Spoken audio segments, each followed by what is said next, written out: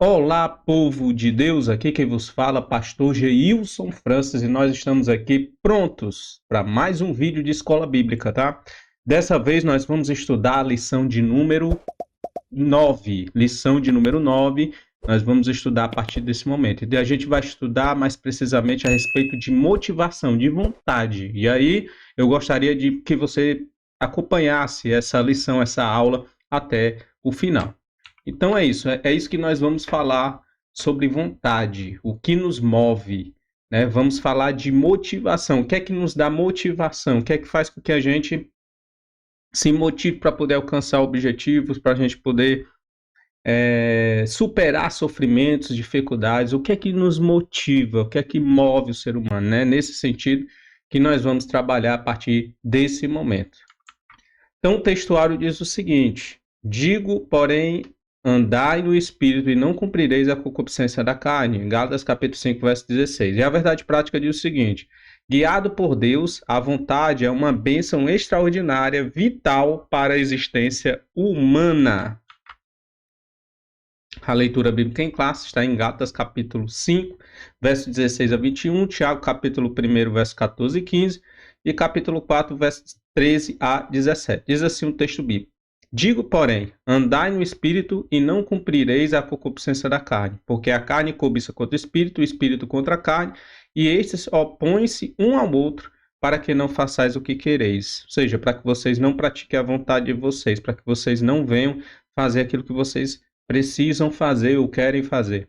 Mas se sois guiados pelo Espírito, não estáis debaixo da lei, porque as obras da carne são manifestas, as quais são prostituição, impureza, lascívia, idolatria, feitiçaria, inimizades, porfias, emulações, iras, pelejas, dissensões, heresias, invejas, homicídios, bebedices, glutonarias e coisas semelhantes a estas, acerca das quais vos declaro, como já antes vos disse, que os que cometem tais coisas não herdarão o reino de Deus. E continuando Tiago, capítulo 1, verso 14, mas cada um é tentado quando atraído e engodado pela sua própria concupiscência, os seus próprios desejos.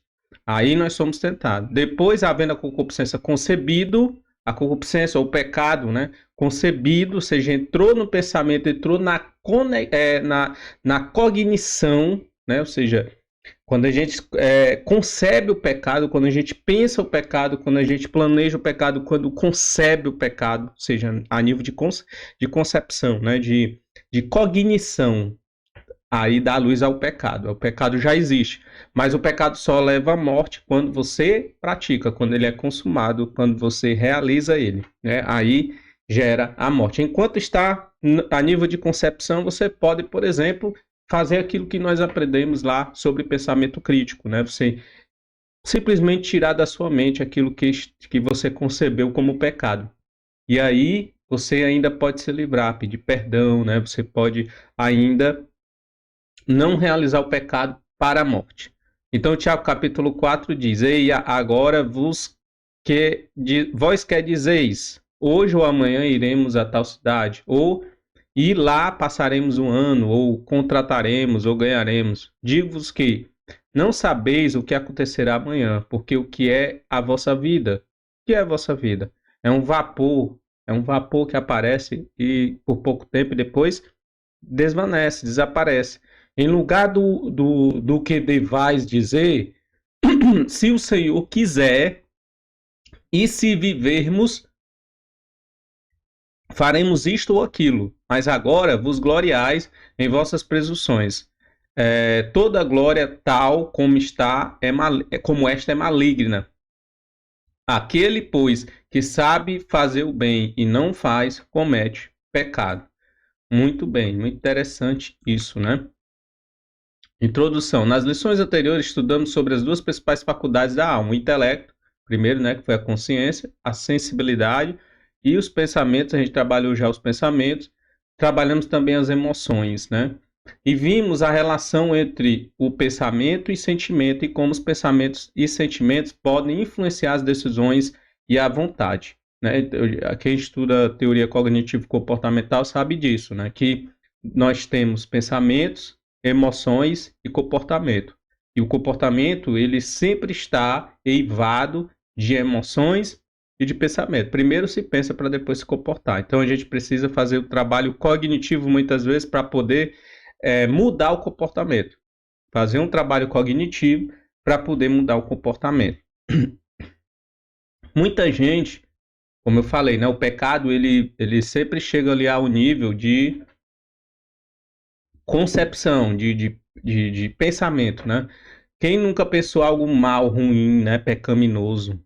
Todos nós pensamos, né? Porque o pensamento ele é fluido, ele sempre entra e vai e sai, por isso que nós precisamos ter um raciocínio crítico nesse sentido, porque quando os pensamentos ruins entrarem, aí a gente pode fazer aquilo que a gente aprendeu, inclusive até com a Bíblia Sagrada, né, que diz tudo que é puro, tudo que é honesto, tudo que é justo, tudo que é de boa fama, nisso pensar. Então a gente pode filtrar os nossos pensamentos, né, e as concepções pecaminosas, né, aquilo que a gente concebe de maneira pecaminosa, a gente pode passar pelo crivo daquilo que a palavra de Deus ensina para que a gente possa dispensar, para que a gente possa reprovar aquilo que a gente está pensando, para que na nossa mente só permaneça aquilo que realmente for bom, para que a gente pratique bondade, para que a gente possa andar no Espírito, né?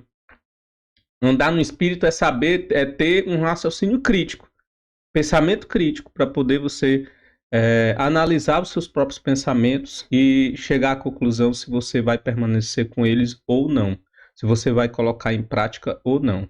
Então, pensar, sentir, desejar e agir costumam compor o mesmo fenômeno da experiência humana. É fundamental compreender como isso funciona à luz da palavra de Deus. Nessa lição, estudaremos mais especificamente sobre a vontade. Muito bem. Nós vamos estudar sobre a vontade, a palavra-chave é a vontade. E para falar de vontade, antes da gente entrar na lição propriamente dita, eu gostaria de falar sobre motivação, né? O que é motivação? O que é motivação? A motivação pode ser definida como aquilo que dá energia, direciona e sustenta o comportamento. Então, a motivação é aquilo que dá energia, direciona e sustenta o comportamento. O comportamento ele é influenciado pela motivação, pela vontade, né? Pela energia, pelo direcionamento que sustenta aquele comportamento. Então, o estudo da motivação analisa os fatores que determinam por que as pessoas se comportam de uma determinada maneira. É um elemento crucial que, justamente com o esforço persistente, é a chave para o sucesso. As pessoas são frequentemente motivadas a agir e ter sucesso por causa de sentimentos de satisfação e felicidade, que é exatamente o que a gente mais persegue na nossa sociedade, né? A felicidade e a satisfação. E a felicidade e a satisfação é um dos pilares que nos motiva, que sustenta e direciona nossas energias, o nosso comportamento para que a gente possa mudar, por exemplo, a nossa situação financeira, né? Porque a gente parte do pensamento de que se eu melhorar a minha situação financeira, eu também vou ter satisfação, vou ter felicidade. Então a gente se motiva e corre atrás dos nossos objetivos e dos nossos sonhos para podermos alcançar os nossos objetivos, né? Então vamos lá.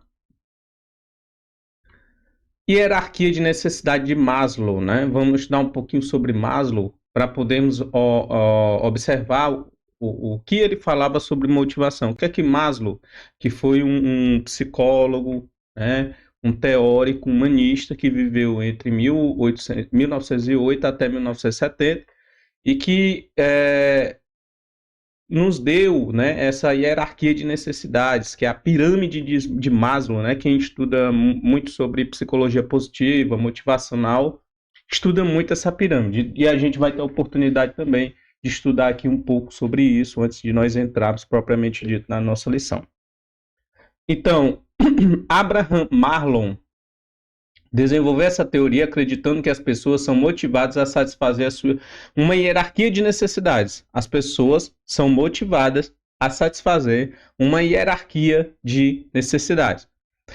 Quais são essas necessidades, né? É uma estrutura. As necessidades são organizadas em uma pirâmide. As pessoas precisam satisfazer as necessidades inferiores, como sobrevivência, antes de serem motivadas a satisfazer as necessidades superiores. Então, é de cima para baixo. São níveis. Primeiro você satisfaz aquilo que está na base da pirâmide, para depois você satisfazer aquilo que está acima, né? Então, são níveis de necessidade.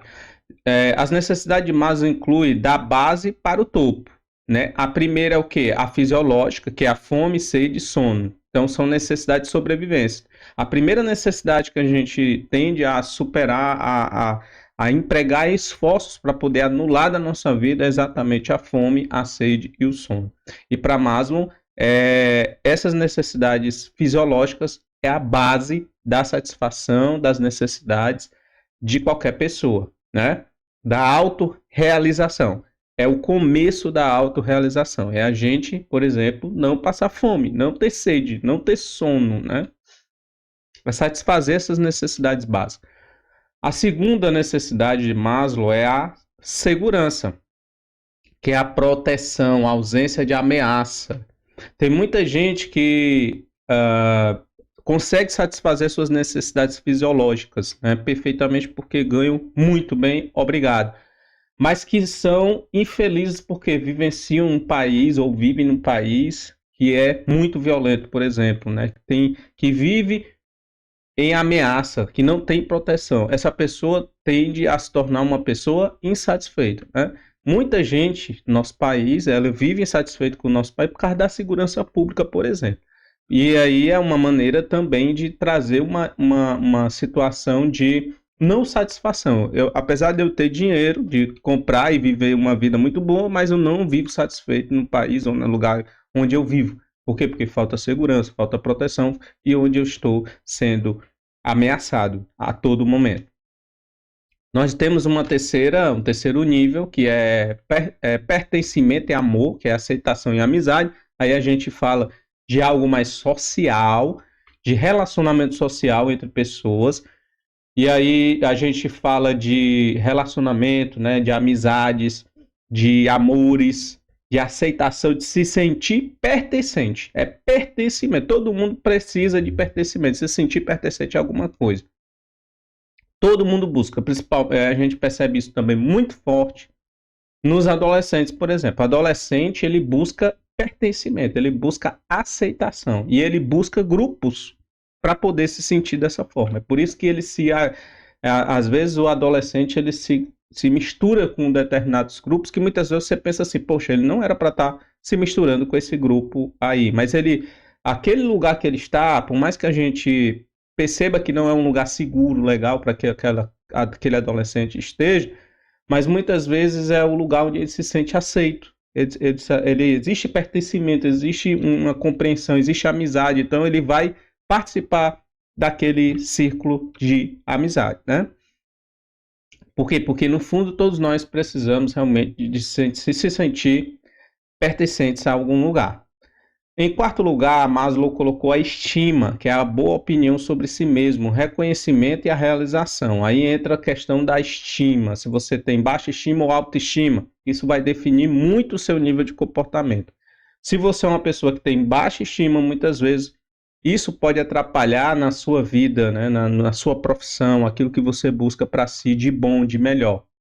Se você tem problemas de rejeição, onde você olha para você mesmo e vê que você tem uma crença de que você não merece coisa boa, né? Você sempre vai estar se sabotando e buscando coisas ruins para você. Você já percebeu aquelas pessoas que se relaciona sempre com pessoas ruins ou que sempre está dentro de um namoro ou de um relacionamento amoroso em que ela sofre? São pessoas que fazem ela sofrer. Parece que elas têm um imã, né, que leva sempre aquela pessoa para aquele tipo de relacionamento. É porque essa pessoa ela tem uma autoestima baixa de si mesma e muitas vezes um forte sentimento de rejeição, porque ela sofreu isso por muito tempo.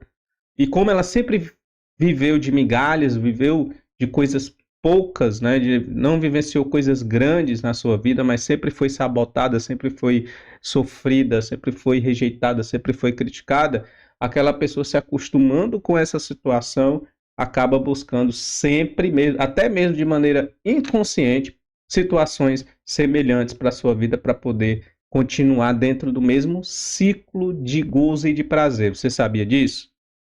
Então a estima ela tem que ser o quê? Transformada. É muito importante a questão da mentalidade, da autoestima, para poder fazer com que a pessoa, por exemplo, saia de uma situação difícil, de sofrimento ou de dificuldade que ela possa estar enfrentando. Pessoas que vivem dentro de comunidades carentes, muitas vezes elas acabam pelo meio que elas vivem, acabam sendo influenciadas com uma baixa estima muito baixa, né? Uma baixa estima muito baixa. Uma baixa estima. Isso faz o quê? Que aquela pessoa ela se limite dentro daquela sociedade, daquela comunidade, para poder se tornar como os outros. Poucos são aqueles que pensam grande, pensam de uma maneira diferente e dizem: eu vou sair dessa comunidade e vou ter uma vida boa, porque eu vou me esforçar, porque eu vou estudar, porque eu vou fazer faculdade, eu vou procurar um bom emprego para mim, vou colocar uma boa empresa para mim. Então, pessoas que pensam dessa forma, que querem crescer, é porque tem realmente uma mentalidade, uma estima muito elevada, né? E que é necessário, dentro da estrutura de Maslow, é muito importante você ter uma autoestima para que você possa conseguir alcançar as suas necessidades, né? Satisfazer as suas necessidades e encontrar autorrealização, porque o objetivo final de todos os seres humanos é se autorrealizar. E em quinto lugar, que é exatamente isso que eu acabei de falar, que é a questão da realização, né? A realização pessoal, a autorrealização. Viver em seu pleno potencial e alcançar as aspirações pessoal. Embora a hierarquia seja mais útil como indicador do que pode ser usado sobre o comportamento das pessoas e o que realmente as motiva, ela nem sempre se aplica de forma estrita. Por exemplo, as pessoas podem passar fome para lutar pela importância de de suas ideias, seus pensamentos, as suas ideologias, por exemplo, né? Pensamento, agora vamos para o pensamento de Viktor Frankl, né? Ele também é um filósofo, foi um psicólogo, né? Um psicólogo humanista, influenciou a psicologia, né? Vivenciou o humanismo ali vivenciou a Segunda Guerra Mundial juntamente com Maslow. Maslow também vivenciou a Segunda Guerra Mundial. A maioria desses psicólogos humanistas vivenciaram o período da Segunda Guerra Mundial, as atrocidades da Segunda Guerra Mundial. E por conta disso desenvolveram seus pensamentos, suas ideologias, né? Então, em 1905 até 1997, Viktor Frankl morreu aos 92 anos, em 1997. E ele tem um livro muito importante, muito interessante, né? É um livro que ele vivencia na pele, que conta a respeito dos campos de concentração, né? Como foi os campos de concentração e que ele sofreu dentro dos campos de concentração, que é o livro Em Busca de Sentido, certo? E dentro desse pensamento de Viktor Frankl, eu peguei alguns pontos muito importantes para que a gente possa falar sobre a questão do sofrimento, a questão do significado da vida, né, do sentido que nós damos para a vida, que é muito importante, que isso que nos motiva, né, a viver, muitas vezes até debaixo de sofrimento. Então vamos lá. Primeiro ponto que eu quero trazer para vocês é a necessidade de significado, né? A necessidade de um significado para a vida é fundamental. O ser humano não se satisfaz apenas com sobreviver. Ele precisa entender por que vive, o que torna a sua vida valiosa, qual direção seguir. Quando falta sentido na vida, né, surgem vazios, desânimo e até sintomas como ansiedade ou depressão. Então, primeiro ponto, a necessidade de significado ela é fundamental. Segundo ponto, a dor e o sofrimento despertam perguntas profundas. E aqui eu quero abrir um parêntese para falar de Jó. Jó, ele fazia esses questionamentos a Deus, né? No livro de Jó, realmente a gente percebe, né? Debaixo todo aquele sofrimento, Jó, ele faz diversas perguntas a Deus e depois Deus faz diversas perguntas a Jó, né? Então, é no sofrimento que o ser humano mais busca significado. Quando alguém passa por perdas, frustrações, medos ou crises, surge a pergunta: por que estou vivendo isso? Essa pergunta não vem da força, mas da vulnerabilidade. Então, toda vez que nós estamos dentro de um sofrimento, nós perguntamos, fazemos perguntas sobre a vida. Mas por quê? Porque a gente quer encontrar um sentido. É normal a gente fazermos essas perguntas para encontrarmos um sentido para a nossa vida. A terceira coisa que a gente faz, né, dentro dessa busca do sentido, é o desejo de pertencimento e contribuição. O desejo de se sentir pertencente a alguma coisa, como Maslow também falou, né? Sentido também nasce do desejo humano de pertencer, se conectar, amar e ser amado, deixar uma marca, contribuir para algo maior. O ser humano se motiva quando percebe que a sua existência tem um impacto no mundo. Então, o ser humano, ele se motiva, a vontade dele aumenta quando ele sente que pode ser importante. Ele pode deixar a sua marca no mundo. E é muito interessante isso, né? Porque nós buscamos realmente isso, deixar a nossa marca. Qual é a marca que você está deixando no mundo? É a pergunta que nós fazemos agora nesse momento para você. A necessidade de coerência interna. As pessoas buscam sentido para alinhar quem são com o que fazem e quem desejam se tornar. É uma busca por consistência, autenticidade e identidade. Muita gente às vezes chega no final da vida trabalhando em um determinado emprego, trabalho, às vezes até com sucesso, muitas vezes, e acabam chegando à conclusão de que não fizeram nada consistente. Por quê? Porque elas avaliam aquilo que são e aquilo que fizeram e chegam a uma conclusão de que não fizeram aquilo que queriam, né? Não fizeram aquilo que gostariam de fazer. Aí falta o quê? Identidade. Muitas vezes a pessoa se encontra perdida porque não consegue se sentir realizada. Não existe autenticidade, não existe identidade na pessoa, né? Muitas pessoas, percebendo isso ao longo do seu sua trajetória, acabam mudando de trajetória. Né? Pessoas que mudam, por exemplo, drasticamente de emprego, né? Sai de um lugar onde ganhava muito bem para poder trabalhar em outra coisa que não trabalha muito bem, ou que não ganha muito bem, melhor dizendo, mas que está se realizando pessoalmente, está tendo uma coerência interna em relação àquilo que está fazendo com aquilo que a pessoa é. A pessoa é comprovado que esse tipo de pessoa é uma pessoa que acaba assumindo e tendo, depois dessa mudança, uma mentalidade muito forte, uma pessoa de mentalidade forte, né? Que vai começar de novo do zero tudo aquilo e vai reconstruir a sua história. É uma pessoa que tem uma mentalidade forte. A morte nos lembra a urgência de viver. A consciência da própria finitude motiva o ser humano a procurar propósito. Saber que a vida é limitada cria um impulso para realizar sonhos, construir algo, viver de forma plena. E por fim, o desejo de transcendência, olha, transcender, de ir para além de si mesmo. Todo ser humano tem isso, tá? Viktor Frankl fala exatamente sobre isso, né? Sobre o que motiva a gente no sofrimento, é essa transcendência, é ir para além de nós mesmos. Porque se a gente não for para além de nós mesmos, a gente perde a esperança, a gente perde o propósito, a gente vai ter pensamentos suicidas e aí vai até se matar. Então, o desejo de transcendência é muito importante. Transcender é além de si mesmo. É ir além de si mesmo. O ser humano busca sentido quando quer superar limitações, crescer, evoluir, se conectar com algo maior. Fé, valores, missão, né? Tudo isso faz com que o ser humano se motive e passe a buscar ter propósito de vida. Né? Busque melhorar a sua vida ou não se entregar ao sofrimento, por exemplo, né? Resumo, o que motiva o ser humano a buscar um sentido para a vida? Necessidade básica de significado, enfrentamento do sofrimento, desejo e vínculo de contribuição, né, pertencimento, busca por coerência e identidade, né, buscar a coerência entre aquilo que eu sou e aquilo que estou fazendo,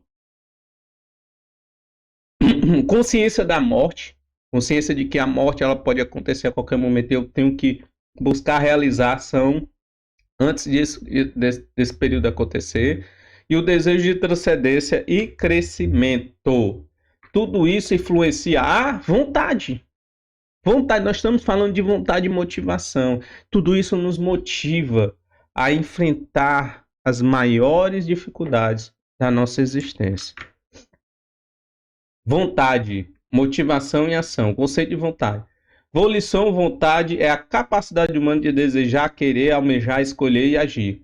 Pode ser entendido também como motivação. Sem desejo ou vontade não há motivação. E via de consequência, ação. Ou seja, quem não deseja, não tem vontade, não tem motivação e não tem ação. Então, nesse conceito amplo, a manifestação da vontade, mesmo quando o que fazemos não era originalmente nossa vontade, mas de outrem, se a ela aderimos voluntariamente. A conversão é um exemplo de mudança da vontade humana por meio do arrependimento. Todo verdadeiro cristão é alguém que é impulsionado pela graça de Deus, renunciou à sua própria vontade para fazer a vontade de Cristo. É o livre-arbítrio funcionando. Vontade e pensamento, ou vontade, motivação e ação. Né? Do pensamento à ação. Um pensamento pode ser apenas um pensamento, sem relação alguma com um sentimento ou um desejo. Por exemplo, podemos pensar em uma viagem que fizemos sem que isso nos traga qualquer emoção. Mas também podemos recordar com nostalgia e desejar a viagem novamente. E esse desejo pode nos motivar a comprar a passagem e repetir a experiência.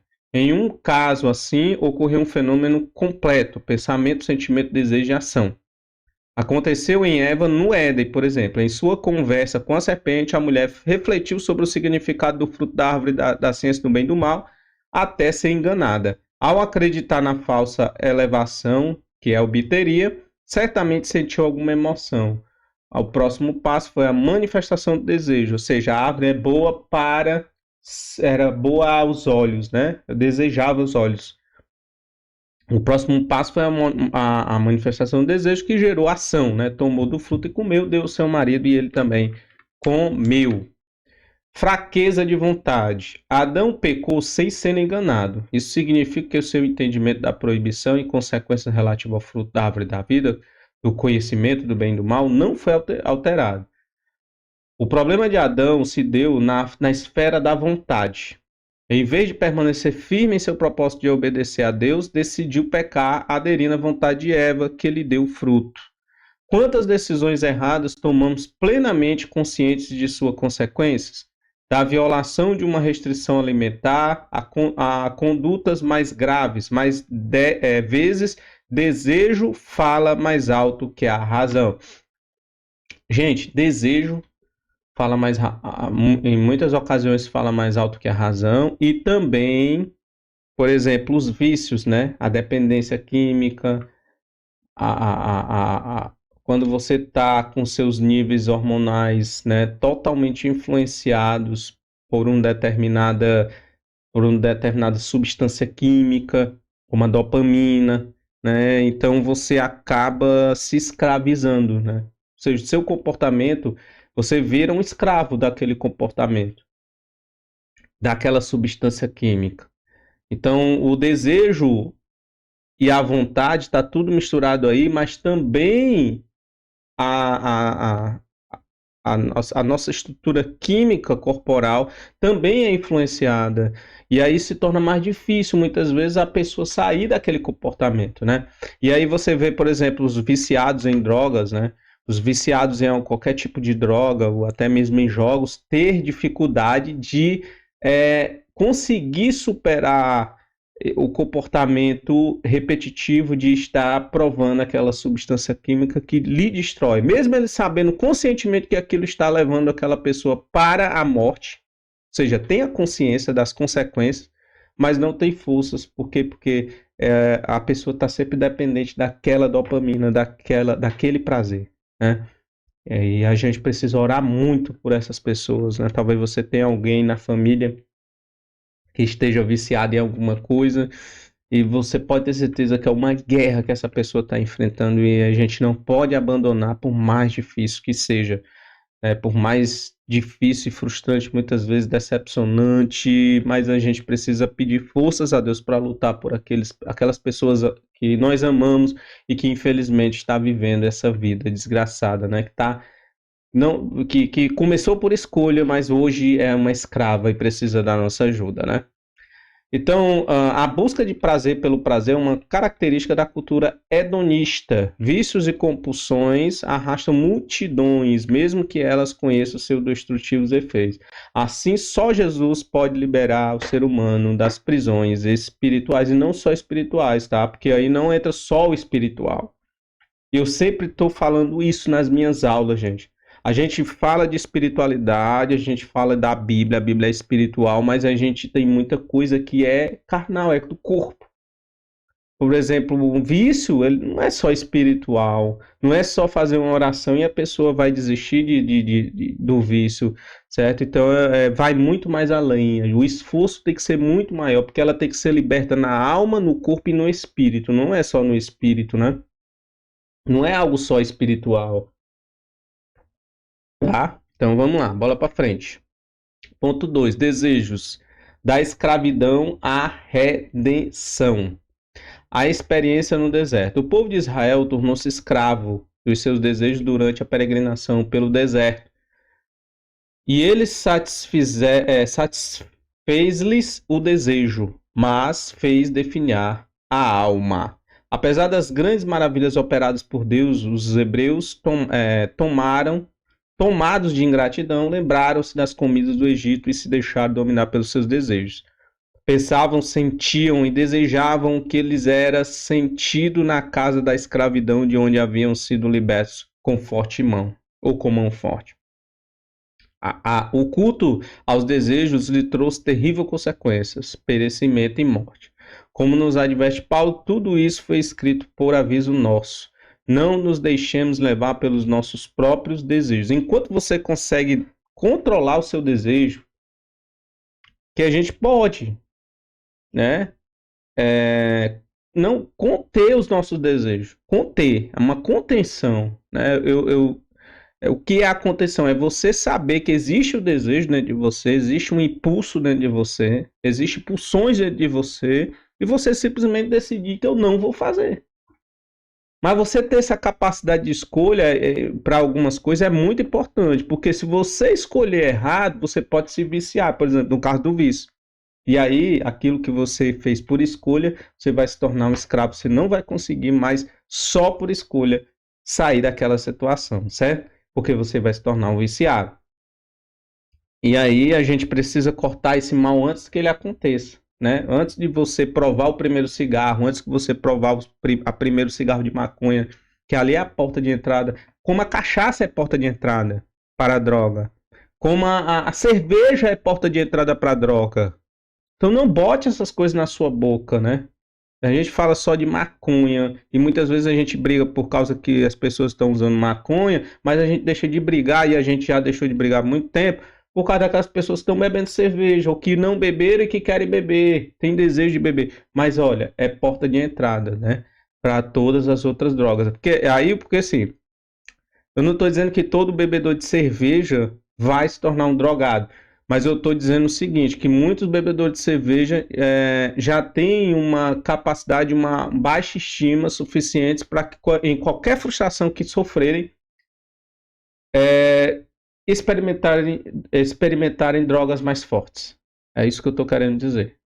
E é um perigo você já ter entrado pelo caminho da droga, ou seja, da cerveja ou de qualquer droga, qualquer bebida que tire sua sobriedade, né?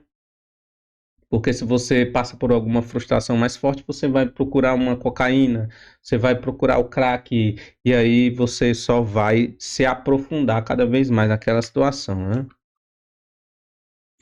Muito bem. Vamos para o nosso ponto 2. Os desejos na era cristã. O drama dos desejos continua na era cristã, com uma diferença fundamental. Cristo venceu o pecado e nos dá poder para também vencê-lo. Contudo, enquanto estivermos neste corpo mortal, enfrentaremos conflito espiritual constante entre a alma, entre o corpo, né, entre a carne e o espírito. Todo cristão precisa decidir diariamente entre sua vontade carnal e a vontade do espírito. Porque a carne cobiça contra o espírito e o espírito cobiça contra a carne. E estes se opõem um ao outro para que a gente não faça aquilo que a gente quer. A carne, natureza pecaminosa, sarx, né? Tem seus próprios desejos, que são contrários ao espírito, né? Gálatas fala disso. Fez-se então, em nosso interior, uma luta travada. Cabe-nos decidir entre satisfazer os desejos da carne, que são pecaminosos, ou atender à voz do espírito e viver segundo a sua direção. Qual vai ser a nossa escolha? A decisão do homem redimido. A obra da salvação realizada por Cristo nos liberta do poder do pecado. Então, diante dos desejos da carne e da vontade do espírito, o homem redimido inclina-se para as coisas do espírito. Isto é resultado da sua nova natureza. Significa que não podemos nos conformar com o desejo do velho homem, mas, pelo poder do espírito, nos dedicar ao processo de mortificação de nossa carne, à velha natureza. Nossos desejos pecaminosos não deixam de existir, vai estar lá, né? As flutuações dos pensamentos vão estar tudo lá. Mas nossos desejos pecaminosos não deixam de existir, mas Cristo triunfou sobre eles, vivendo, andando e frutificando no Espírito. E a gente também pode fazer a mesma coisa, né? Vamos lá para o último ponto. O ensino sobre os desejos em Tiago. Atração e engano. Trata dos desejos carnais. Tiago, capítulo 1, verso 14 e 15. Né? Trata dos desejos carnais e suas consequências. Empregando o conhecido termo concupiscências, epitúmia, com o sentido de maus desejos. Maus desejos. O apóstolo refere-se ao processo de tentação e pecado. Mas cada um é tentado, ou seja, maus desejos, quando traídos e engodados pela sua própria concupiscência, pelos seus próprios desejos. Como Caim foi engodado pelo seu próprio desejo e matou seu irmão Abel. A faculdade da vontade é tratada nesse texto como um elemento de comunicação interna que tem a capacidade de atrair e enganar. Assim sendo, o mau desejo é capaz de afetar a própria razão, levando a acreditar que o pecado não produz consequências ruins, mas boas. Nesse processo, a mente é entorpecida depois do desejo ter sido aguçado. Tá vendo? Como é importante a gente embarrear o desejo logo no começo, para que depois a gente não consiga, a gente não vai mais conseguir. Muitas pessoas começam com flerte, né? Eu começo olha, a irmã tá piscando o olho para mim, a irmã tá ali, olha, a irmã tá dando bola, eu vou flertar com ela. Cuidado, porque depois que consumar o pecado, meu querido, você não vai querer mais parar. Seu desejo, a carne vai apitar mais alto e você não vai conseguir parar. Cuidado, né? Cuidado. Tem muito pastor que perdeu aí a seu status, né, de líder porque se envolveu com o pecado e não soube mais parar, escondeu o quanto pôde até o dia que descobriu tudo, né? Cuidado. Então, abortando o processo. Na lição 7 estudamos sobre a importância de interromper maus pensamentos para evitar a prática do pecado.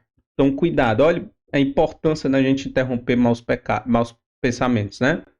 Pelo texto de Tiago, observamos que é preciso também abordar os maus desejos. Aliás, eles são ainda mais perigosos, pois podem influenciar diretamente as nossas decisões.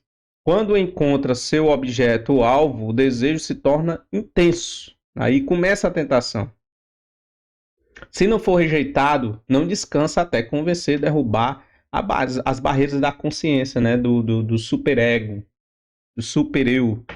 Então, depois, havendo a concupiscência concebida, dá luz ao pecado, e o pecado sendo consumado gera a morte.